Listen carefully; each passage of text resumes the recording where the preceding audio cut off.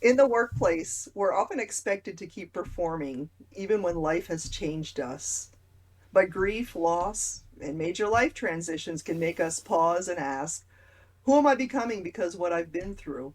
I'm Lisa Kelly. I'm a workplace grief coach and host of Grief Space, where we have honest conversations about grief, loss, and the ways they shape our lives and our work. My hope is to help you feel just a little less alone when you navigate life after loss. And today, I'm honored to welcome Richard Strilowich. He is an author, corporate coach. And Rich, you and I have a few things in common. Hmm. We both spent years in the corporate world. You 40, experienced losses while keeping up with the workload. And now we coach people who are still navigating that world. We both agree that they are our tribe because they really are our people.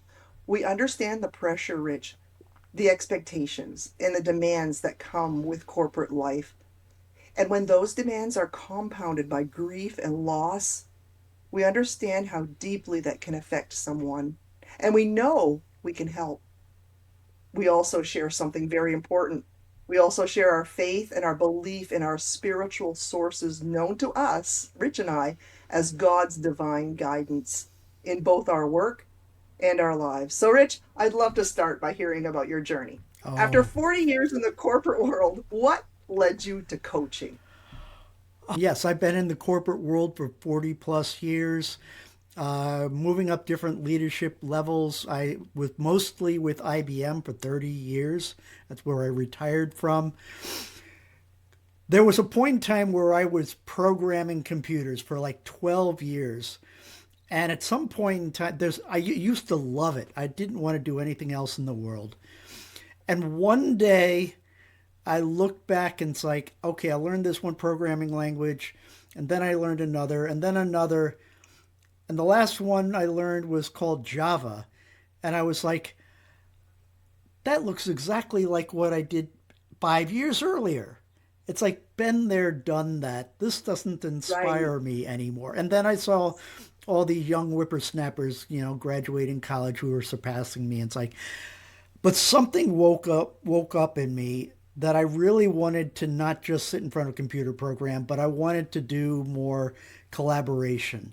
And that's when I stepped more into team leadership and I moved more into project management. I'm a project PMI certified project manager, so leading projects and programs and things like that. And there was something that woke up in me saying, to be more effective in a project manager, I really want to learn more about how do people really tick? What motivates them to want them to do the absolute best possible, and how can I be a force in that collaboration for motivating them? And synchronicities just showed up, and one day I someone told me about this industry called coaching, and I found a coaching program. This was back in the year 2000. And it's like, wow, this looks really interesting. And so I signed up to learn coaching back in the early days before there was a large, big coaching industry. And I started coaching never as a full time job, but more what I did as a project manager to coach people on my teams. And it's really been quite insightful. And I have to say, there's an experience that you get when you coach somebody through something really difficult and hard, and you witness them going through this aha moment where they witness and see something that was holding them back and blocking them. And it's something comes through that you almost can't name, but it's a connection. And witnessing someone go through that breakthrough to the other side is a magical moment. It's better than six raises in 1 year. Yes, very much. So tell us about what led to your coaching. What led to you being a full-time coach? Well, that's what I'm doing today. I retired from the corporate world. Mhm. And again, quite a long journey, but the bottom line is it's something that I always wanted to do is be coaching, and yet in the corporate career and the paycheck and supporting a family, it wasn't something that I could use at the time to fully support my family. There are lots of things that were currently going on for me. So I'm there now coaching people. And the other thing that happened for me in my path, 40 years in the corporate world, somewhere along the way, I got called into what I call the spiritual path. And it didn't look like spirituality. And when I talk to people about this, I usually don't lead with the word spirituality because I find most people in the corporate world aren't saying the words, my problem at work is a spiritual problem. Instead, for me, it started out with a lot of discontent because things were pretty darn intense and still are today when I talk to people who are still there. Burnout, toxic cultures, intense deadlines, constant cost cutting and layoffs. The world that's happening today, I think, is even getting more intense in the corporate world, and that is the world of AI that's currently going on, where it's predicted that many more people are going to be cut. And sometimes there's also prediction on the other side, it's going to create more opportunity. Who knows? But it's still creating that level of anxiety that It's nobody creating knows. stress. So for me, it was discontent and that silent inner voice that was showing up saying, there's got to be a better way. And I'm hearing people saying more these days, I don't know if I can keep doing this with how intense it is. That's also this inner discontent, the anxiety and stress and pressure that's constantly on for constant continuous performance improvement that never ends, that never stops. And that inner discontent caused in me, well, wanting to relieve the pressure. And I was relieving that anxiety and pressure by buying every single self help book in the world you could find out there, or spirituality book, something that was helping me along the way. And I kept hoping, okay, maybe this is the book that's got the right answer to relieve it. And there were wonderful, incredible authors, but nobody had the right answer ultimately, nor was it possible for them to have the right answer. But that kept guiding me, that drive to pull me forward. I can only see in hindsight now was actually discontent was actually God's calling in me. So most people aren't going to say going through this in discontent that it's my calling because it just looks like anxiety and pressure and a whole lot of pain, Yeah. right? Yes. Yes. But if you're Yes. open to it, it guided me to other things like an energy healing program. And all I thought was, oh, I'm looking for an escape from work and relief and a meditation program. And ultimately drove me to finding a therapy training program that I went through. And other kinds of things, the corporate world just kept finding other things that felt inspiring to me, that by day I did my corporate job, and by night I did these other woo kind of things. Nobody knew I was doing these. If someone asked me if I was on a spiritual journey, it's a very internal, private journey between you and God or source. Nobody knew this was going on for me, but it was. But notice my words that I just used right now. By day, I did this. By night, I was doing these other things. Quite a split there. Or another split that occurs commonly in the corporate world is by day, I need to put on this corporate image and corporate responsibilities, and everywhere else, I'm somebody else. Oh, it's That, survival. yes, exactly. It's survival. Yes. And if you're in the corporate world and you've never been somebody who prayed or believed in a higher source, believe me, I think once you're in the corporate world, you pray to something or someone. Just to get It through the makes you a day. praying person. Yes. Uh, the the expectations go higher when people know that the work can be done better, the harder you work, the more you're leveling up, and you're increasing the expectation. So Yes. you're never going to be at a perfect A plus in corporate. Right. But So what I teach people now in a coaching program is not that the company needs to change, because they're not. Companies are created based off of a charter and a mission with, maximum value to their stakeholders. And they need to make hard changes. What needs to change is who I am inside and my relationship to myself inside, first and foremost. And that's the focus that I have more about today. my grief coaching, Rich, I tell people, you're there to make the company money, and that's what you signed up for. And whether you're grieving or not, it's not really up to the company to get you through your grief. That's why you need somebody on the outside like me and you to help you get through that while you're working. We want you to be able to grieve while you're working. Exactly. And a guide and a coach to be a mirror, because most of us can't see our weaknesses and blind spots. But a coach who's trained in that generally is trained to be able to witness and see those and what's really going on behind the scenes and under the words that's not being said. And that's where I think things really are powerful. And you talked just now about grief, and I've been through some challenges, throughout life, and you could say I went through a grieving process with some of that, but it was even more than that. So I'll give you an example in one of my stories. I was a manager, and over a 2 year time period, I needed to lay off some 28 people. It's the most difficult thing you can imagine because, one, you're affecting people's lives at a very deep level.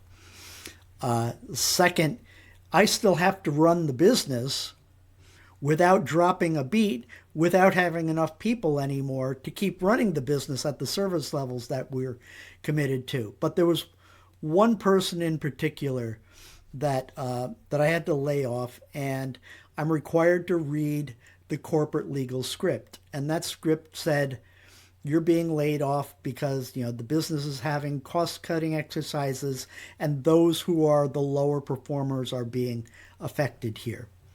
Now, I knew the truth. One, I had just given this person the number one top rating. You couldn't get better, and he was accelerating. Two, I moved him into a position where we needed him to be more of a leader in one area. And the reality and the truth here that I couldn't say, and I would have made this choice to lay off this person no matter what, still would have made that business choice, is he's in the wrong place at the wrong time. The people Yeah, I needed to run the business were elsewhere, technical people, and he wasn't in that role anymore. 100%. 100%. I And was I was part of a layoff before too. I feel your pain as my manager who was on the other end, who had to say those tough words. I felt worse for her than myself at the time. I knew that I was going to make it. We had a little severance package and things, but like you said, there was no rhyme or reason as far as how they chose. There were average people and there were rock stars that were on mhm, that list. There were people from the US and people from outside of our country on that list. They just had to make that business decision because they had hired people. Sometimes they hire too much and then they have to cut down. mhm. And it just fluctuates, and it's really corporate is a roller coaster. It is. It is. And that experience put me face to face with my morals and values versus the Okay. corporate identity. Like, it was a real existential crisis for me. Mm. And the grieving process that I went through that was pretty intense. Ultimately, when you're under that level of corporate pressure constantly like that, something's got to give. And for me, it was a health crisis. And I end up having, 55 years old. I went to the doctor, and the next thing I know, next day I'm in the emergency room having the emergency stent put into a coronary artery that was 99% blocked. The blessing is it got found in time, right? Okay. But this situation, I talk about the spiritual path, and I said before, most people aren't going to come to me and talk to me because they think they're going through a spiritual crisis, and they're on a spiritual path. Most don't know this. I didn't know it myself. Right. I say the Right. spiritual path found me. But what ended up happening from that is, yes, they said you go through really questioning, is this it? I worked so hard and all this, and now it almost took me down forever. Is this it? Is this the all that's meaning in life here? And I went into a depression. Some were calling it a dark night of the soul. And I had to go on medication, which was necessary and helpful. But it also drove me to try and find places where I could learn what is the real meaning at the deepest level of who we are here. And synchronicities started occurring where I found a book titled Synchronicities. And so I read it, and it talked about the journey of synchronicities and finding a vision quest that helped this person have an experience of God within. So next thing I know, I'm searching for vision quests. And it turned out I found one in the state, a couple states away from me. And I was in the woods for 4 days by myself, nobody else, praying and asking God, what is the purpose and meaning in life? And I got some very, very personal answers that are just between me and God. But it was a depth and level that I couldn't have anticipated. And that led me to, how do I take this out into the world? And I was listening to a thought leader in the coaching industry named Cheryl Richardson. She talked about her book, Unmistakable Touches of Grace. Synchronistically, I had it on my bookshelf and I'd never read it. I forgot I even had it or read it. Rich. Wow. And of course, a whack on side of the head, synchronicities here again. I signed up for the retreat immediately. The person ultimately became my spiritual director, advisor, who helped me integrate spirituality at a very, very deep level. Who could have figured this experience at work was actually the beginnings of the depth of a spiritual journey for me? So in essence, there's spirituality is about our relationship with source. In the corporate world, I'm going to use the word source. But for me, it's God. Some people call it the universe, the creative intelligence, the cosmic ocean, Shiva, many, many, many different names, right? There's a French Jesuit priest named Pierre Teilhard de Chardin who says, we are not human beings having a spiritual experience. We're spiritual beings having a human experience.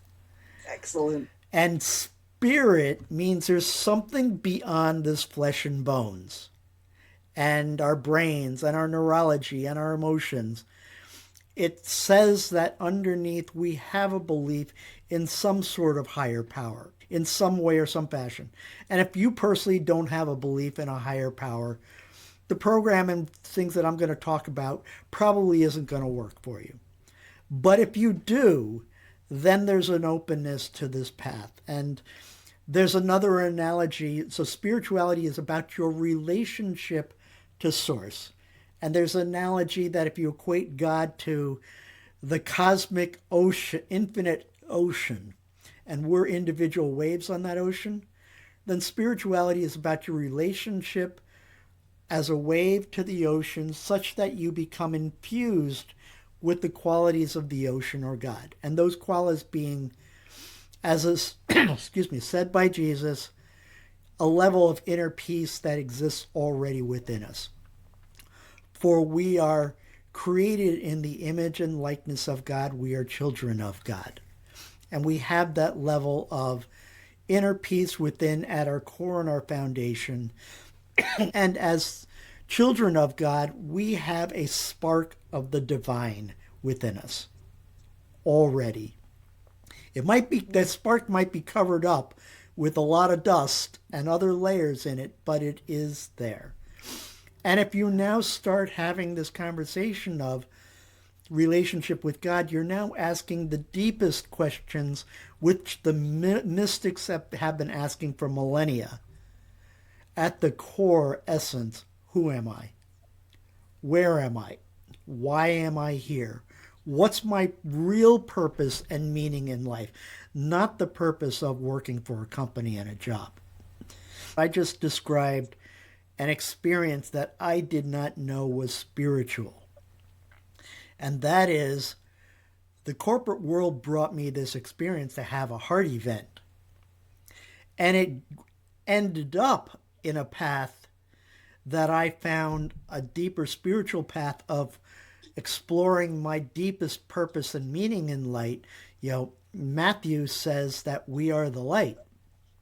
And Luke says the kingdom of heaven is within. The kingdom of heaven within is that place of deep inner peace of the spirit or presence of God within. So the worst situation at work guided me on a path that I didn't know actually was a calling. But if you're open to it, there's a place that you can now start to explore that we are being guided and we are loved by God as children of a God. To find him and his experience of us, that presence within ourselves. And that's the spiritual journey. And in this corporate world, it must be practical. But who Right. would have figured God could have transformed this engineer through the silence into somebody who's doing what I'm doing now today? Well, you were open to it, Rich. You and I were both hung by the golden shackles. Right? It might be God's will for you, audience, to stay in corporate, and that's what we're here to help you with. But listen closely. God might also be using your loss or your difficulties, your struggles at work to move you in a different path. Be open to that too. Exactly. Exactly. There is a path that I talk to people about, and I'll call it more the mystical journey that I learned of mystic saint sages from both the East and the West. I love this quote from Joseph Campbell: if you can see the path clearly in front of you, you know it's not your path. Because our path is only shown to us one step at a time. I can't know the mind of God to know what the real future holds in store for me, right? But one step at a time, and one step at a time, and I can look in 30 years of hindsight now, and I can see that my life was designed and navigated in such a perfect way, not sunshine and rainbows all the time. Many times dark night of soul, serious deep stuff to guide me to a place that was profound and exceptional. So that in the corporate world, many times people would tell me, how did this happen of you walk into a room and there's a calm that just comes over the room? Or how did I know synchronicity working with a difficult customer? All of a sudden something came through me to synchronistically know how to dance with this customer to turn them around. And people would ask me afterwards, how did you come out with that? I have no clue. It's almost like it came through me. I Yeah, wasn't effortless. trying. But what happened over time is I lost a lot of my fear of being fired and the anxiety that was occurring. And all of that freed me up to have access to more of that inner peace within and the natural creativity that we have access to, and a level of intuition that I never could have had. So the path here first starts off with doing a deep exploration of who am I really at the center of my core, which is not my job title as a vice president. That's one of the challenges many people have is they go through the corporate job and they find out I've gone up the career path and I built a lot and I got to where I wanted to be, but I'm not finding it satisfying, or I'm Right. really burnt out from it. And Right. staying tied to that identity tends to be the biggest challenge for you.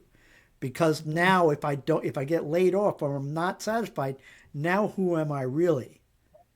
And you're more Mhm. than your job title is here. But it's going to take time to embody that and really embrace it and learn it. It takes a fixed mindset to be successful in corporate. There's one way to reach that goal, but to do what you have just explained requires a more flexible mindset, more malleable mindset, There's Maslow's hierarchy of needs. At the right? very bottom level, first level, that is physical survival kinds of needs that you have. And at the very top, the fifth level, is self actualization. And if you're in the survival mode, you're not going to be open to who am I really in the world, and you're not going to be open to self actualization. You're trying to figure out how do I put food on the table and survive from one day to the next. Corporations have many what I call really incredible programs for growth.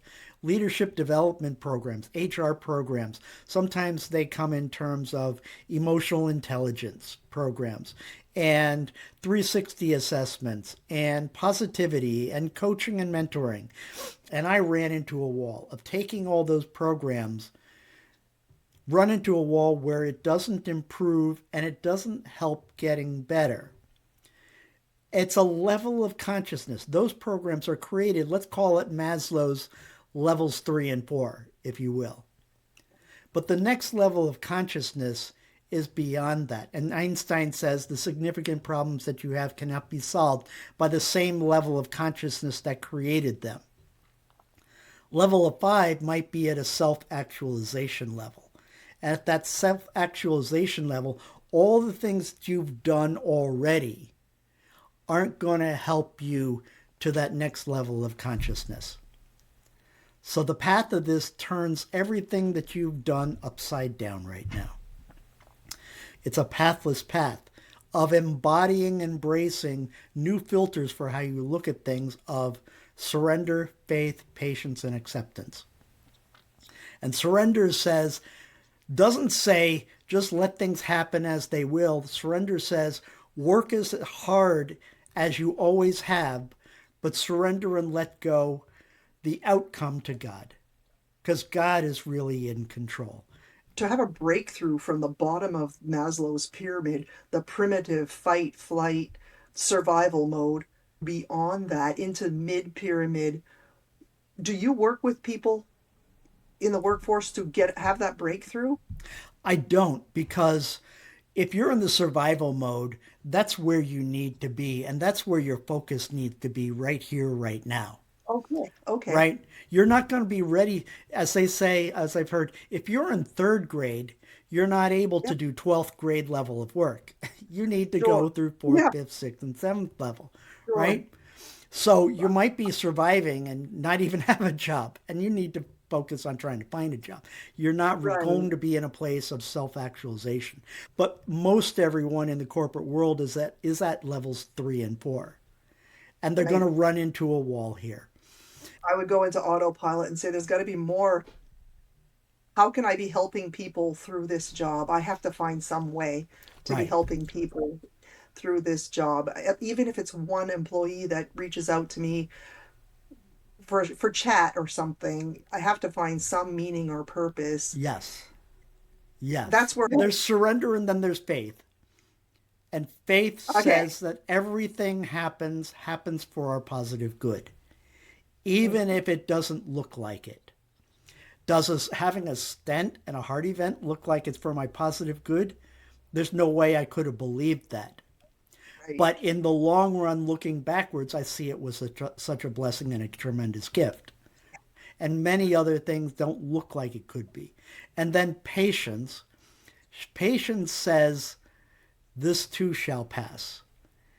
If I've surrendered and I've got faith and still things aren't changing, well, then patience says, this too shall pass, and maybe it's time for me to just endure it. There's a time and place for every season under heaven, Ecclesiastes says that, right? And so patience is a significant spiritual perspective. And last is acceptance. And that is accepting what is. Because if it's not changing, then it's needing to accept and embrace this is what God has given me. And so I need to accept it. I might not like it, but all of these qualities here ultimately lead to embodying them a deeper level of inner peace within. And I'll give you a quick example. When I was leading projects, I used to self-inflict so much anxiety and pressure on myself when I was given a non-realistic date that I knew you couldn't meet. And I would put so much pressure on myself and the team to make that date. Sometimes I made the date, and sometimes I didn't make it. And you know what I found out many times? The world didn't fall apart. I committed to making a new date that so many times we did make. And this pattern kept happening enough times that I finally learned the lesson. The world's not going to fall apart, and I can lead projects, and I don't have to have so much pressure and anxiety on myself. It freed me up to be much more creative and enjoying the projects a whole lot more and the journey of it.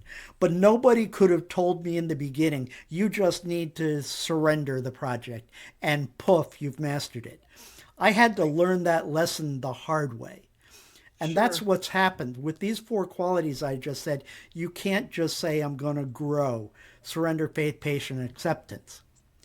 But here's something that now comes through that ties it together, because the spiritual journey and self-actualization is more about integrating everything into wholeness. And that is, I'm going to bring up the word grace. And a definition for it. Cheryl Richardson is a coaching industry thought leader, and in her book, Unmistakable Touches of Grace, she says, over time, you recognize the benevolent force of energy has been available to guide and direct your life all along. I call this energy unmistakable touches of grace. Grace leads us to the exact events and experiences we need at exactly the right time to embody our divinity within. Okay, integration wise now, and we're going to come round circle here to I now say that our corporate career is our spiritual path. And what this is ultimately saying is, and this I used the split before, what if there was an integration way of me to integrate the spiritual side of me into what I'm doing at work, still achieving exceptional business results, and the hardness of it, and yes, there may be burnout, but I'm not letting it affect me. It's sort of like being the center of the calm in the middle of the storm. So I'm still Yeah. doing everything that I need to. And there's a phrase out there, before enlightenment, I carried wood and chopped water. After enlightenment, I chopped wood and carried water. And I'm not saying I'm enlightened here. But what that phrase is saying is that everything in the outside world is still occurring the way it is, but your inner experience is completely different. And that's the spiritual path here. So now, through grace, I can now see the burnout that's occurring here is brought to me by God through grace for me to learn something really explicit in embodying these four perspectives that I just now described to you, and giving me, and their experiences are coming to me over and over again until I finally learn the lesson to surrender, that there's something more going on here in life, until I start embodying, trusting that this is coming to me in faith and patience. Or the boss that says, I need you to lay off this number of people here. And I can now trust faith that says, one, it's perfect for me to do this and lay them off because, one, it's going to happen anyway. This is what's happening in the outside world, and I can hold them with a compassionate, open heart. And I actually had people tell me that later on.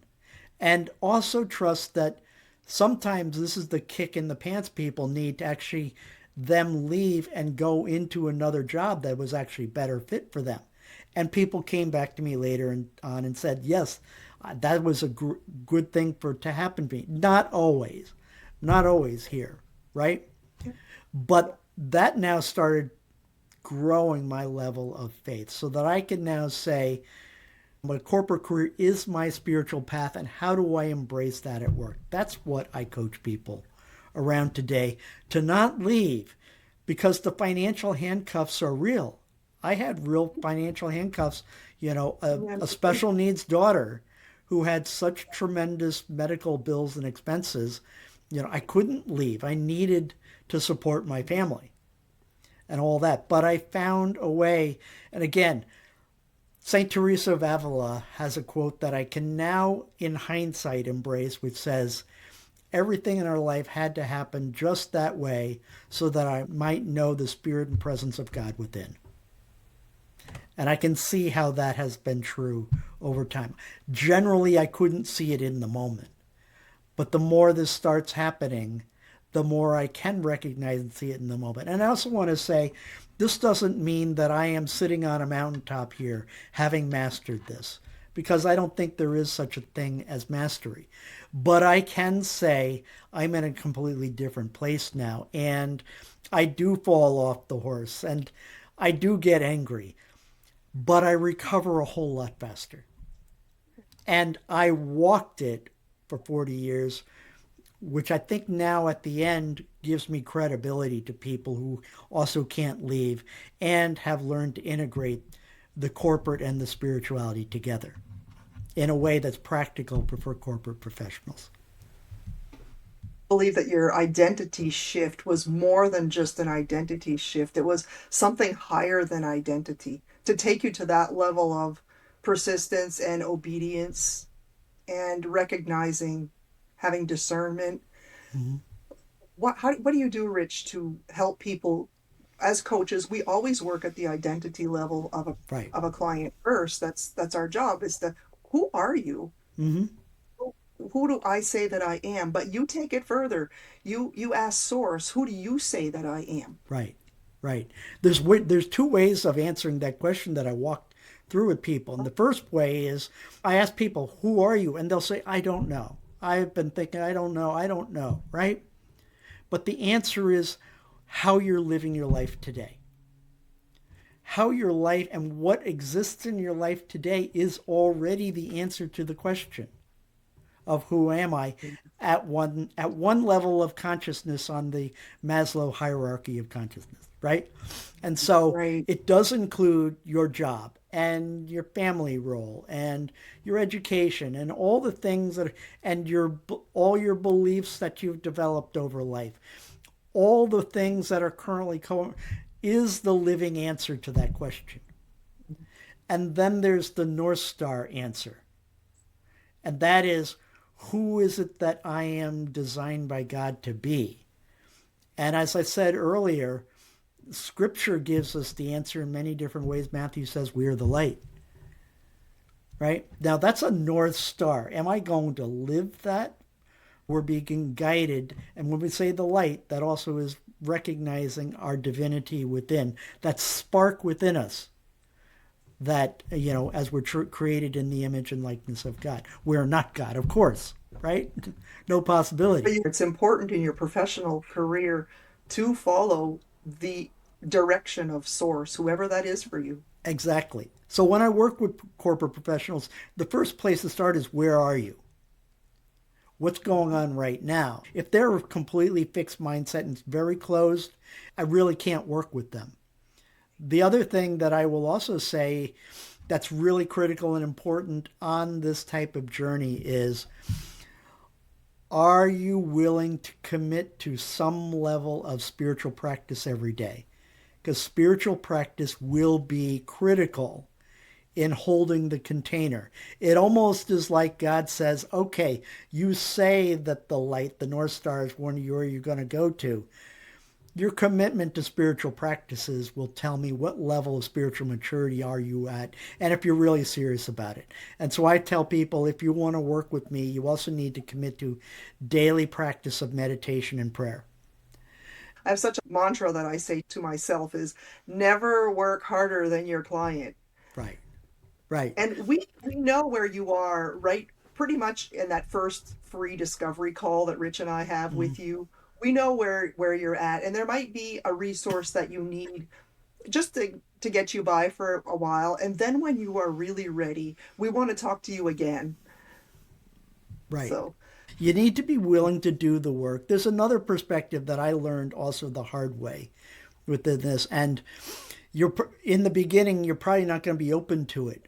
But that is the hard learning is that I thought I knew the direction of my path. There was one point in time that I thought I was going to leave the corporate world and I was going to start a coaching, healing, therapy practice. And then lo and behold, something occurred in my life where my daughter was diagnosed being autistic and she was non-functional and my life, the rug got pulled out from under me. This is where deep grief work happened for me. And a long story short, today she's amazing. Today her middle name Grace fits her perfectly. She talks quite a bit. She's affectionate. She's open. She's going to live with us a very long time. She won't be able to be independent. And she cracked my heart open. And as such, she became my teacher more than anything. So, an experience like that, how do you make lemonade out of lemons like that? But the real teaching for me occurred was that I'm not in control. God's in you're control. willing to release that. And needing to release that. And I've now even seen that pattern many times over my career. You know, as I said, I thought I was a software developer and I thought I'd do that for my entire career. Things opened up in my career to have different experiences of different jobs that I never in a million years thought I would have, and I never could have planned it. So there's a place of I'm ultimately not in control and trusting and deepening faith that it's guiding me into the path where I'm being led to. Your work is your mission. It's not just a paycheck. That's right. That's right. Yeah. Rich, if you could sit across the table from an employee or a manager who's going through a difficult season right now and maybe feels like they've lost their way, I don't know, what would you want them to know? The first thing I'd want them to know is there's hope. I have been in your shoes. I've been in your shoes and I've lived it and walked it, and maybe even say for a whole lot longer than you have. And there's hope. And there is a path that doesn't happen in the short term. I can help you recognize and know that you are on a path and set you up for what to expect on that path so that you have don't want to use the word spiritual plan because there is no spiritual plan because we can't see it. But there is a path that will be opening up for you that you can now embrace the rest of your life, knowing that it's guiding you. And that will bring such tremendous hope to you and relief and contentment, as I said, which ultimately leads to, as I said, to your deeper level of inner peace and fulfillment in life, which is that fulfillment comes from knowing who we really are. So if you've ever considered coaching, in the selection of a coach, ask the coach a lot of questions. Select a coach who has been through what you've been through and not only been through and going through it, but have had victory over that, such as Rich here. Can you tell us a little bit about your book? Okay, sure. Yeah, it's right behind me. It's called The Corporate Sage: Gracefully Integrating Spirituality for Authentic Leadership. And really this book is tells a lot more about my own journey going through this path and a lot of stories that I have within there. It also describes in a whole lot more depth the path that I've talked about, the spiritual path, irrelevant to corporate professionals. And it's also a workbook in itself because it's got a lot of inquiry questions that take you to a very deep place. This is the book that I actually wrote for the 16-week coaching, one-on-one coaching program that I also have with people. You can use this book and it will take you to a certain amount of a level for yourself and a certain depth. I think the one-on-one coaching will take you to a whole nother level, but this is sort of like the guidebook for that kind of coaching. And for those who wanted to reach out to me about this, you can find it on Amazon. I have a website. It's www.stillpointcoach, Stillpoint, stillpointcoach.com. And there's a link there to the book, and there's a link there to a free resource. It's a workbook that walks you through a little bit of your identity and also walks you through helping you to understand how your current corporate career and the history of it has actually tied you to a spiritual path. So you can see it in hindsight that you've been guided along the way to develop certain qualities. And then you can find a link where you can schedule a call with me if you're curious and want to find out more about this. This information will be in the show notes. And thank you, Rich, for sharing your wisdom, your experience, your heart with us today. Schedule a call with Rich, just a conversation. It's not a coaching appointment, or you don't have to navigate this loss alone. Until next time, I'm always here to help you become the boss of your loss.